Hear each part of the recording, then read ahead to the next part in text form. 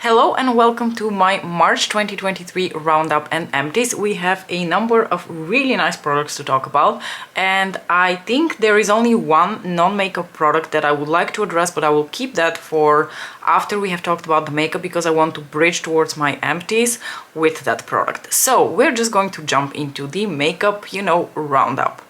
First, I want to talk about some of the newer products that I have tested and I have opinions on. I think I haven't really talked about this eyeshadow base before.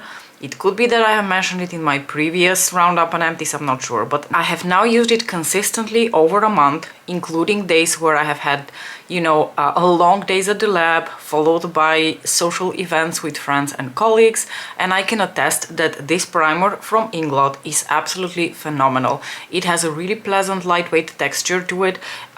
It's not drying on the lids, your eyeshadows blend out really easily over top of that, and they stay on for pretty much the whole amount of time that you choose to wear your makeup. And this is coming from someone with oily eyelids who will never understand how people don't use eyeshadow primer or people use concealer as a primer. If I were to do either of those things, 2 hours post applying eyeshadow, all of my eyeshadow will have beautifully gathered in my crease. So for me, this is an absolute win. MAC 24 Hour Extend Eye Base has been knocked off its first spot by this Inglot eyeshadow primer, which is also considerably cheaper. Not spectacularly cheaper, which surprised me because Inglot is usually very well priced. I think the full price of this is now around 18 euros if you look on Look Fantastic, but you can always find it on sale, and it lasts forever and ever, so I don't think I will be on the market for buying a new eyeshadow primer for the next probably 2 years, because besides this I also have the Urban Decay eyeshadow primer potion. I went a little bonkers on the eyeshadow primer purchasing last year. Speaking of bonkers purchasing, totally irrelevant to this video, totally out of context, but I don't think I will mention this before sometime during next week, and I'm sure you guys are burning with curiosity to find out what I purchased from the Divine Bronze collection from McGrath Labs.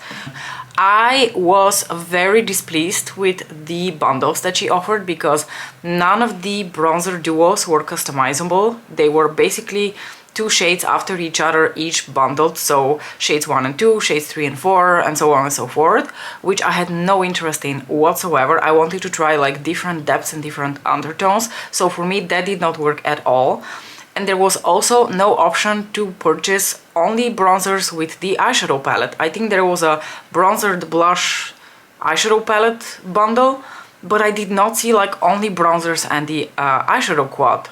So I was really irritated at the bundles this time. There was really not a single bundle that I could use for what I wanted. So I ordered everything separately. Luckily, one of my friends had a 20% off coupon code, which worked beautifully, so at least that. I purchased shades across the spectrum and with different, hopefully, undertones. I purchased the shade Nude something, oh gosh, I don't know the names. I purchased the second shade, the one that had the neutral tones to it. I don't remember the names, I'm sorry. So shade number 2. I purchased the shade, is it Bronze Nirvana? The only one that has like a sparkle to it, so the only one that isn't going to be probably a demi-matte like a lot of the blushes, so it's going to be more like a Desert Orchid type of blush with a bit of like a sparkling vein through it instead of a demi-matte, such as Nude Venus, for example. And then, this might be a total blundering mistake, and we're probably going to find out together on camera how bad it is, but I just could not resist that very last shade, the one with the mahogany on it, which is meant for people of really dark skin tones. Something about the undertone of that shade just got under my skin and I couldn't stop thinking about it. So this might be a total mistake. That bronzer might not work at all in terms of the depth of the shade or the undertone on me. That is a very real possibility. But I also wanted, for my personal curiosity, to find out whether the bronzer formula translates in the same way as the blush formula. Where, for example, I will give you an example.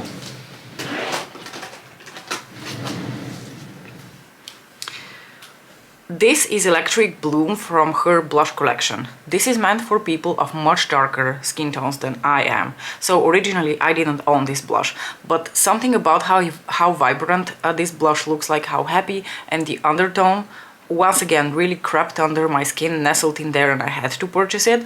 And it was probably one of my best decisions because the undertone of this blush looks beautiful against my skin.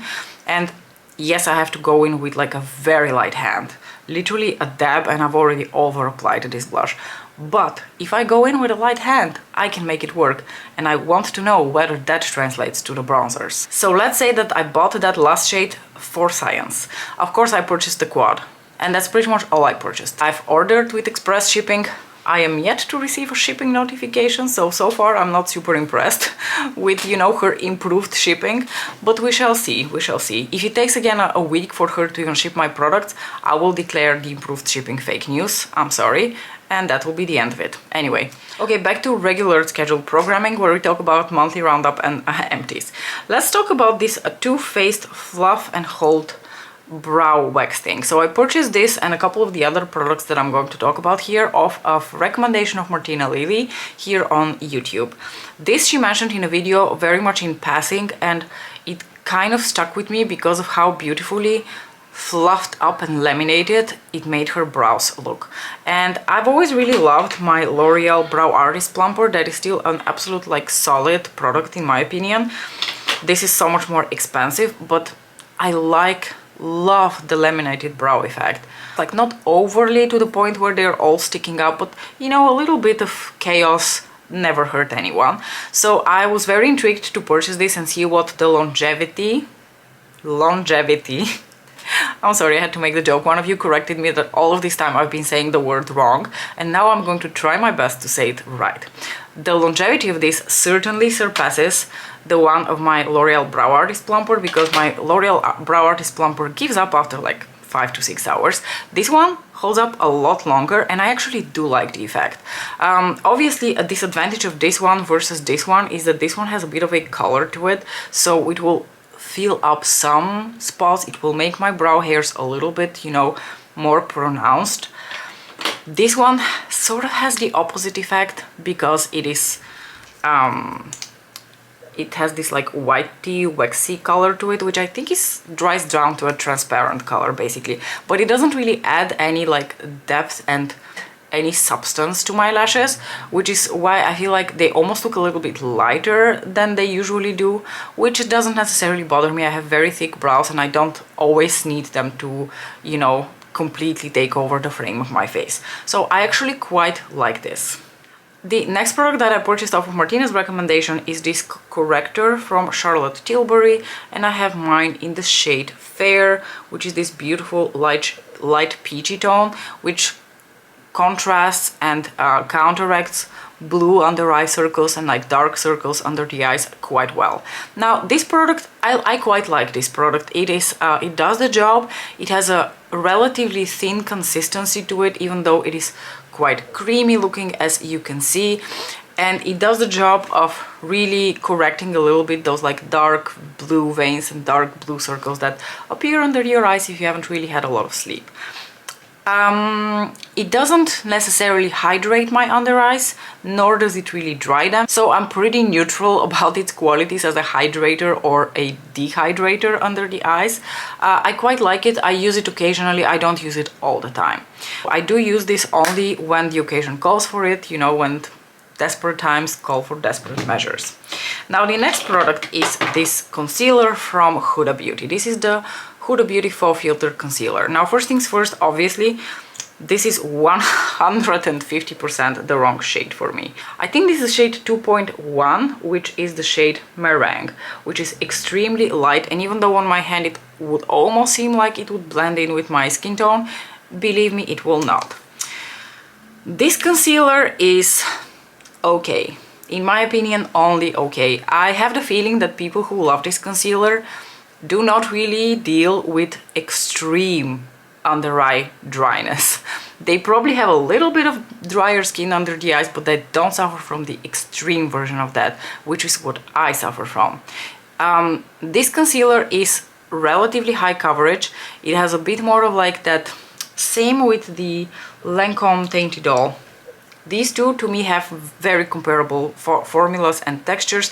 They have creamy consistency which dries down to sort of like a soft matte focus finish, if that makes any sense to you. It's not a hydrating formula. For example, my Bendy Avocado Concealer from First Aid Beauty, that definitely has a much more moisturizing formula. It has less coverage. These two, especially this one, has really high coverage, at least for my personal standards of like coverage. And the issue that I have with this is that if I use it, I need to absolutely make sure that my under eyes are properly hydrated. So either I will have to do my For You mask treatment, or I will have to apply an under eye cream, or at the very least go in with my Auric Glow Last. If I don't, after a couple, like, it will look fine upon application. For example, I have it on now, but I did apply it above the Auric Glow Last because the other day I only used the corrector from Charlotte Tilbury. I didn't properly moisturize my under eyes, and halfway through the day I looked at myself in the mirror at work and I thought, oh boy, does not look great. It was looking dry and cracky, and it had aged me quite significantly, so it was not a great time. So this concealer to me is only okay. It requires a certain amount of prep, and honestly, it being the wrong shade for me, I don't really know what I want to do with it. I'm not someone who is wasteful, so I'm not going to toss this. I'm reluctant to sell it because I've used the doe foot and I don't know, you know, how people feel about that. I personally feel very uncomfortable about that. I have been just mixing it with my more hydrating concealers. I've tried to apply it over more prepped under eye skin, and then it has worked okay. So I think I will do my best to finish this up as it is, but this is not going to be like for other people my holy grail concealer. I continue to be on the lookout for that. I think Dior and Chanel have both come out with like hydrating concealer types, so I might actually try those out, but not for now. For now I'm just going to focus on using what I have because I'm not really a concealer girl and I don't want to have a bazillion concealers. What shall we talk about next? Shall we talk about Pat McGrath? Okay, Pat McGrath Labs. I have a couple of items here and I'm sure that I've spoken about all of them in monthly roundup and empties, some of them not even all that long ago, but I want to once again talk about my Star Wars quints because I love my Star Wars quints. I use them all the freaking time. Especially lately, I've been completely crazy about this lime green shade over here because I've been wearing a lot of outfits which incorporate some sort of like a more warmer toned green, like either trousers or a sweater or something else, and I've just been loving using this shade, especially as an inner corner pop of color. So I will specifically go into this shade after I've applied like more neutral shades on my eyes and use this one as an inner pop of color. Speaking of neutral shades that I've been enjoying wearing, let's talk about Sid Seduction because I've been wearing the two neutral shades in here so much. I actually recently wore this one as well because I realized that I hadn't actually used it much after I did my original like first impression video of this palette, and I think one of the reasons is in the winter I tend to wear less of like these tones on my eyes. I think this shade is going to get a lot more use once we go into the spring and summer because I have a lot of like outfits that would fit with this tone of green. But I did wear it recently once, but the two shades that I pretty much go into at least once a week are the two neutrals. So this taupey one here and this more champagne. I'm pretty sure I talked about both of these shades in my previous monthly roundup and empties, but what can I say? If I have to talk about my favorite eyeshadows from the past month, these are the only eyeshadows that really stand out to me. For the rest, I've been rotating through my collection pretty well, but these neutral shades in particular really stand out to me. I've been wearing them, I've been really enjoying them. I like the little sparkle they have to them, the undertones. They're gorgeous. I really hope that Pat is going to continue these quints in the future because I do really like the formula in here. It is more effective than her usual metallic shades without being really the baked shades. Like the baked shades obviously are always going to have my preference because I have a very soft spot for them, but at this price and for what you're getting, I think these quints are phenomenal. Now, a face product from Pat McGrath Labs that I've had for quite some time, I want to say over 2 years at this point, or about 2 years, because it was released for Valentine's 2 years ago. So this is the Divine Rose highlighter, which comes in her beautiful baked VR-esque type formula. This is a gorgeous highlighter, and for the longest time I wasn't really wearing it because it has a little bit of like those pinkish undertones to it, and I just wasn't always sure that it would fit with my blushes. But recently I've started wearing it more, thinking, you know what, for the most part this really shows up as like a champagne gold, so why not just try wearing it more often? And I've really enjoyed wearing it because it is such a stunning formula. This formula from Pat McGrath is probably, like the VR formula, is probably my favorite from her. So if she can do us all a favor and also make a variety of face products in this formula, I'd be a really happy panda. If she has blushes in this formula, and bronzers in this formula, and more highlighters in this formula, I'm probably going to buy all of them, even though I need neither of these products. Like, I need all of them, like I need a hole in the head. But I would probably buy them just because of how beautiful this formula is. It's just so smoothing and so... it's subtle. It's not a very punchy formula, but it's subtle, it's buildable, it gives the most beautiful, like, lit from within glow. It's also the highlighter I'm wearing at the moment, FYI. But also, one of the reasons I've enjoyed wearing this highlighter a bit more is, let's talk about the next favorite that I have for this month, and it comes from the Blushing Delights little cartwheel here. So this formula we've spoken about before. This is a beautiful baked formula, very lightweight, luminous, just so natural on the skin. No doubts there. The only doubt for me personally is this highlighter. I've not been able to make this highlighter work, so I've kind of given up on it. I never really use it. And the thing is, since I have owned this cartwheel, I have mostly been using the shade here, the coral one, and a little bit more of the berry during the fall months. And I've kind of ignored, neglected this pink shade here as if it just doesn't exist, because I'm not a pink blush girl. But a few weeks ago, I put this blush on because I was doing a look where I thought a pink blush would fit, and I thought, why not give this one a chance? And then I wore this blush and I was like, what is wrong with me? Why am I not wearing this? It is beautiful. It is more of like a warmer toned pink, so it has a little bit of almost like a golden sheen to it. And it's also the blush that I'm wearing right now. And I just think it looks youthful and it looks lovely, and it's not like an obnoxious Barbie pink. Those are the types of pinks that I really can't stand on myself. It is just beautiful. And since I discovered this blush, I've been wearing it a crap ton because it is so nice. And now that I've been wearing a little bit more of like that pink cheek, the Divine Rose highlighter has been working really well together with this blush. So I've really been enjoying this formula and this blush so very much lately. Let's talk about Lisa Eldridge. First, I'm going to talk about my lip liners that I picked up from her. And I believe last month I swatched a bunch of them, and I told you that I had placed an order for 3 more because I was super impressed when I swatched these lip liners, that I put them on my hand and then they basically did not come off. Like I could rub them all I want, they did not come off until I like either scrubbed them away or I used makeup remover to remove them. Now, I think last month we already spoke about the shades Ribbon, which is, you know, her absolutely most iconic classic red, obviously Decade, one of my absolute favorite shades to wear in her lipstick line, so I figured a matching lip liner would be amazing. I'm pretty sure we also talked about Sorcery and we talked about Cinnabar. Because of all the shades that I really didn't have a good lip liner for, a Cinnabar was one of them. And then I went on and purchased 3 more, these 3 shades. So I purchased the shades Petal. For whatever reason, I keep wanting to call Rain Petal. When I talk about the lipstick, my first thought is Velvet Petal, and just now I did it again. I don't know why that is. So this is the shade Rain, which I also have in the lipstick. We're going to talk about that in a little bit.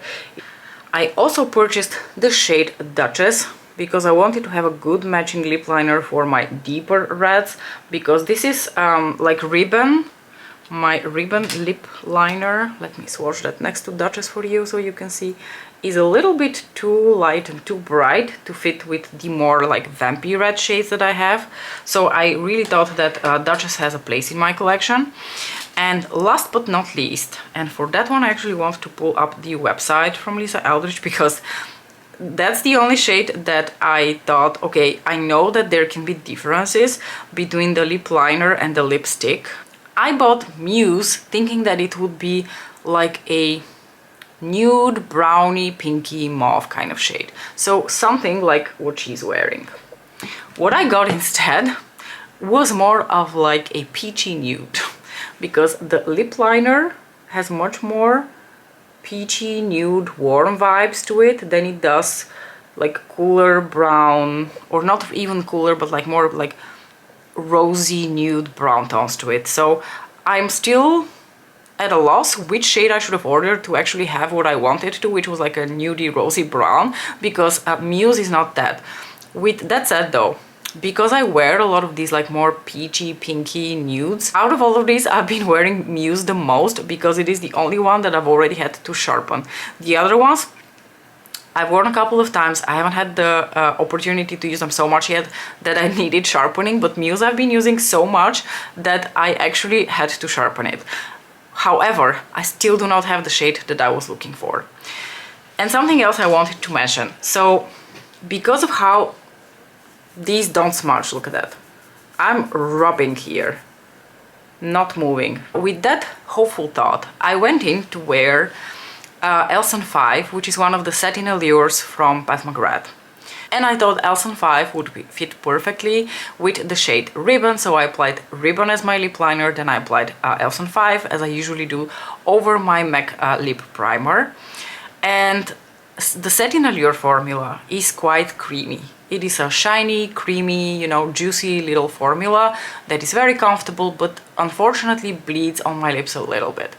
So when I bought these lip liners and I did this smudge test, I basically thought, finally, there's an impenetrable barrier between my lips and the rest of my face. And unfortunately, I was wrong, because what I didn't anticipate is that throughout the day, which doesn't happen on my hand, obviously, my face is going to start getting oily, stuff is going to start breaking down. The lipstick formula and the lip pencil formula are going to start mixing together, impacting each other, especially the creamy one impacting this one. And the impenetrable I keep wanting to say barrier, and the impenetrable barrier was gone by the end of the working day. So by the end of the working day, my lip lines looked very wonky, as they usually do when I wear either the Satin Allure in Elson 5, because that's the only, like, I only have two of the Satin Allures and the other one is a nude shade, so it doesn't really do that much bleeding. But I also have her Divinyls, so that's this formula, and again I have a red in that formula, that is this shade Temptress, which is again a beautiful red. I love this formula. It's even juicier than the Satin Allure, but again it bleeds on me. There's something about the formula of these like Pat McGrath creamier lipsticks that unfortunately bleeds on me. So sadly I have to say that despite the huge investment that I made in these lip liners, thinking they're finally going to solve my problems of bleeding lip lines, that did not happen. I don't want this to come across the wrong way. It's not like I regret having purchased these lip liners, because I love Lisa Eldridge, so it just makes me happy pulling out one of those lip liners, and I use her lipsticks a lot, so it's nice to have the matching lip liners. But my hopes and dreams of never having to deal with wonky lip lines did not manifest as reality, sadly. So there's that. I just wanted to let you know that if you were buying these for the same reasons, then you should be warned that it might not work. They work in all other aspects. They're beautiful lip liners, they're soft, they're creamy, they go on really well, and for the most part they really like keep your lip lines very crisp, unless you have a very creamy shiny formula. And interestingly, because we're talking about creamy shiny formulas, let's talk about the first lipstick from Lisa Eldridge that I want to talk about today, and that is Kitten Mischief. The Luxuriously Lucent, which is the shiny creamy formula from Lisa Eldridge, for whatever reason is not an offender in that aspect for me. It does not bleed on my lip lines, and if I use one of her lip liners, I definitely do not have this issue. So at least I can tell you, if you're looking for a more like lip liner bleeding friendly formula, I would recommend the Lucents over the Satin Allures or the Divinyls.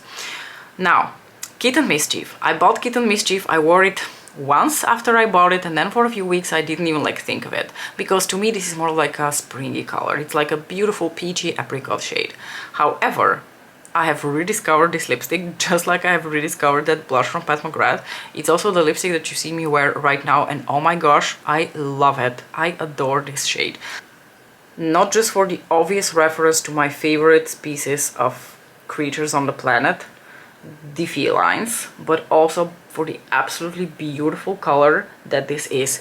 It is a nude peachy apricot pink that tends to either pull more nude or more peachy pink or more apricot-y, depending on how you pair it with the rest of your clothing. Obviously, the Luxuriously Lucent, one of the most comfortable formulas that you're going to find out there. Very buildable. They leave on a beautiful stain when they wear off throughout the day, and I've just fallen head over heels with this lipstick. It is gorgeous. Now,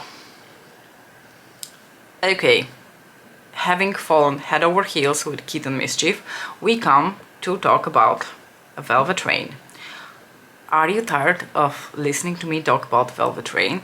Because I don't think I've gotten tired of myself listening to myself talking about Velvet Rain. I love this lipstick, okay? I adore it. So this is one of the newest velvets that she released in her Holidays 2022. There is just something so unbelievably special about this shade.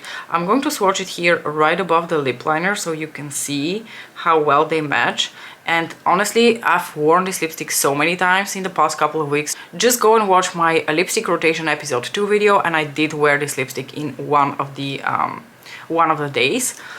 This is the shade Velvet Rain. It is the most beautiful muted rosy pink that looks either a bit more peachy terracotta or cooler pink, depending on how you pair it with the rest of your clothing. If you don't like very bright pinks, if you don't like Barbie pinks, such as me, and you wanted to have a pink that is a little bit more muted, then Velvet Rain is the answer to your prayers. It is gorgeous. Oh, and in case that wasn't clear, this is Velvet Rain the lipstick, this is Velvet Rain the lip liner, so they match pretty well. But like I said, I feel like the liner is a little bit warmer in tone than the lipstick, and I've noticed with a couple of the lip liners from Eldridge that they pull a slightly warmer undertone compared to the lipsticks, and I'm not sure why that is, but just sharing this observation with you. I have a makeup wipe now, and I'm trying to wipe these away, and you can see it is taking a while for them to come off.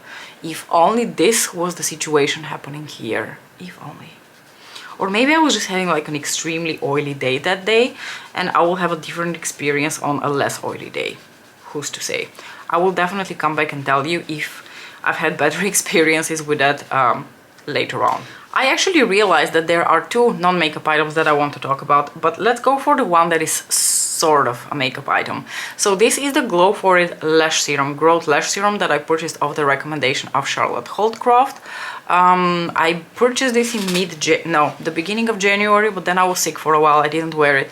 And I started using this in the 3rd week of January, and it is now the end of March. Actually, it's April 1st today. So, what has my experience been this many weeks, like almost 3 months later? Is it 3 months later? No, it's not. 2.5. I wish I was better at taking photos of my lashes, because it would also help me to really see whether there's a difference or not. But I think I have more lash hairs, and I think they're a little bit longer. But I think the effects you're going to get with a growth serum, with a growth lash serum like this, are more subtle. You are not going to experience the dramatic before and after effects that, first of all, they show on the website, and second of all, that you will get with the prostaglandin-based lash serums. Those just make an absolutely dramatic difference. There is no doubt about that. This is more subtle. I do think there is an effect, but it is just not as obvious, and perhaps it will continue to get better and better. I will continue to use this for now, and I know that Charlotte has mentioned recently that now she has used it for a full of 16 weeks, and she showed a before and after picture. It was quite a dramatic difference in her lashes, but you know, everyone's lashes will react differently to it, everyone's body is different, so I haven't yet experienced the dramatic difference that Charlotte has seen.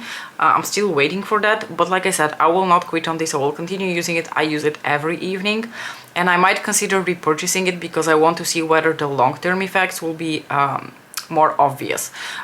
Just as a side note, because the first time I purchased this off their UK website, which for us Europeans now really sucks balls because we have to pay taxes and all of that. But one of you, kind souls, informed me that now Glow for It is also offered on Beauty Bay. And now let's talk about the most outrageous item in terms of price that you saw on my thumbnail. This is Bitter Peach from Tom Ford, which I purchased in a generous 50 ml bottle, and oh gosh, is the bottle a treat. It is weighty, it is beautiful. Look at all of these little details just on the packaging itself. Now, I might have mentioned this perfume before, but when this perfume was released, I really wanted to smell it in store. And I went to our local store and they told me that it's more of like a niche perfume or whatever they called it, I don't know the term. So they don't really sell it everywhere. It is restricted to certain stores. So I was like, whatever, I will probably smell this someday. And someday was last week when I went with a friend to another city. So I was finally able to smell it. And it is fair to say that it was love at first sniff. And that takes us to me searching for a peach, like a perfume with really good peach notes to it. Last summer, and this is still one of my favorite perfume purchases of all time, I bought I Want Chew from Jimmy Choo, which was also, I think, in my yearly favorites because this perfume is phenomenal. But I purchased I Want Chew because together with Bitter Peach, it was on the suggestion list for perfumes which have peach notes to them. So the notes that this carries in terms of peach are also different to the ones in the Tom Ford perfume, because this one is more of like peach jam, and it hangs out for like the opening of the perfume for a very short time. And after that, this perfume basically hangs out in like spicy, vanilla, sultry, sexy territory. And it hangs out there for the rest of the day. This perfume is amazing, I love it. But we're talking about Bitter Peach and not I Want Chew, so let's talk about this perfume. First of all, this perfume is ridiculously expensive. Tom Ford perfumes are priced a little bit above even the classic luxury brands like Chanel and Dior and whatever you might have it. The classic luxury brands. His perfumes are more expensive. And last year I purchased my first Tom Ford perfume, which is Velvet Orchid, and I fell in love with Velvet Orchid because it is the most unique blend of scents and it is the most dynamic scent that I've ever owned. I fell in love with this perfume. It is exactly the peach that I wanted it to be. It's more of like, obviously it's not going to smell like you actually sliced a nectarine and it's in front of your nose, but it is, I think, as close as you're going to get to that. And if you go on Fragrantica, and I will put the screenshot from Fragrantica somewhere here, there is a lot going on in this perfume. I don't know that I've been able to detect all that's going on in this perfume. To me, this perfume stays in its opening notes for quite a while. So it opens up as a peach and supposedly the top notes are the ones that disappear the fastest. That has not been my experience. It opens up as a peach and it hangs out as a peach for a really long time. I'm not mad at it, but just something to note. And then it moves a little bit more into like that very recognizable, like spicy, boozy territory that Tom Ford perfumes, I think at this point, now that I've smelled a couple of them and I own another one of them, are I think a very classic, you know, signature for Tom Ford perfumes. So this has a little bit of that as well, but mixed in with the peach. And the longevity of this perfume is incredible. I think one of the days I wore it, I put it on, I wore it throughout the whole day, I came home, I showered, and then the next morning I could still vaguely smell those peach notes. And this was pretty much the perfect opening to the empties portion of this video. So I'm going to start with my perfume empty of the month, which is this 50 or 30 milliliter bottle that I had from Lancome's La Vie Belle Lecla. So this is not the original La Vie Belle, it's the Lecla version, which you can recognize because of this textured, like a lumpy bottle here. I don't know how that's called. But I've been a fan of this perfume for at least 4 or 5 years now. I have owned several bottles of this, I've gone through several bottles of this, I've bought bottles for my mom as well, and it is a beautiful scent. I think it has a bit more, again, I'm going to put the Fragrantica explanation here, but I think this has a bit more body and it's a bit sweeter than the original Belle. I never was really very attracted to the original Belle, but this one, the reason I love this one so much is that once it dries down, it hangs out in vanilla territory for a very long time. Not the spicy oriental, you know, sultry vanilla that I want to resides in. This is more of your, it's not really like a baking vanilla, but it's like a sweeter, warmer, cozy autumn evening vanilla. And I love vanilla, so even though it's one of the most, you know, done and redone base notes of perfumes in life, I just really like it. I don't mind at all if I smell like vanilla at the end of the day. And this is the reason that I've always loved this perfume. It's just a very cozy, very sweet scent without being overly sweet. I don't like scents that are like sickeningly sweet, and this is elegant sweet. It is beautiful, but I kind of got tired of this scent towards the end. I was looking forward to finishing this perfume with the idea that I'm not really going to repurchase it because I want to branch out into the more niche perfumes. I want to try something different. I want to try the more out there, you know, blends of scents. Now, the next Empty, I want to really pat myself on the back for it. Good job, Mariam. It took you a good 4 years, but you're finally here. The Pat McGrath Sublime Skin Foundation. I talked about this foundation not wanting to die several days ago when I was doing my pairing video, my pet pairing video, and I was complaining that this thing just won't die. And then literally 2 days later, I was trying to squirt things out, and I was being very careful because towards the end, the squirting was life-threatening. And I tried squirting it out and I was like, nothing is coming out. Is it maybe finally the day that I have finished this foundation? And I shook it, and that's usually what I do because it is a very liquid formula. I usually shake it before I use it, and I could always hear the little sound that it makes, you know, when you shake a liquid. And I was shaking it and I was like, wait, I don't think there's anything left in here. I have finally finished this foundation. So it's safe to say it was a glorious day, and every time I finish a foundation, I literally want to throw a party for the whole neighborhood because it's a rare occasion, okay? So I'm really happy that this foundation is gone. I'm happy that I used it up because there was a time when I didn't really think I was going to be able to finish it up. But I finished it up, I'm really happy. I would not repurchase this foundation though, because as beautiful as it is, easy to blend, natural on the skin, lightweight, there are so many foundations out there with a similar formula that are not as expensive as Mother Pat.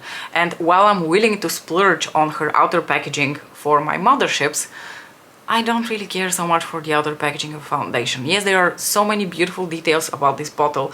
The little like gold detailing here on the cap, the actual bottle. It's a really weighty frosted bottle, but I don't really care about that in a foundation, so I wouldn't repurchase this foundation even though it was a glorious formula. So I'm happy to retire it, and I'm happy that it didn't go bad on me in the meantime. And I promise we are almost done. I have my Paula's Choice Hyaluronic Acid Booster that I went through. I will not repurchase this for two reasons.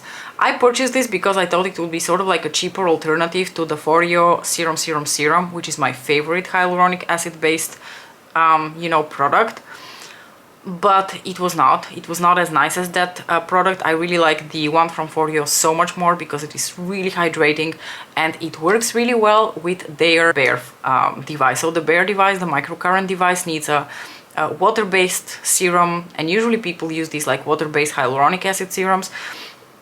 And because and because Serum is so expensive, it's more expensive than this, I was like, oh, maybe this is going to be a cheaper alternative, but it's not, because you get less, and you need a formula that remains watery a little bit longer for the Bare to not start hurting your face. And this one just dried down a little bit faster. And you know, hyaluronic acid is such a like boring ingredient at this point. It's a part of a lot of skincare and formulations, and especially a lot of my face masks from Foreo have plenty of hyaluronic acid to supply me for 3 lifetimes ahead, so I don't need a special extra hyaluronic acid based booster. I would much rather spend the money for my vitamin C, my niacinamide, my retinol, and I just didn't really think this was something special, so I wouldn't repurchase it. I was very happy that it was gone.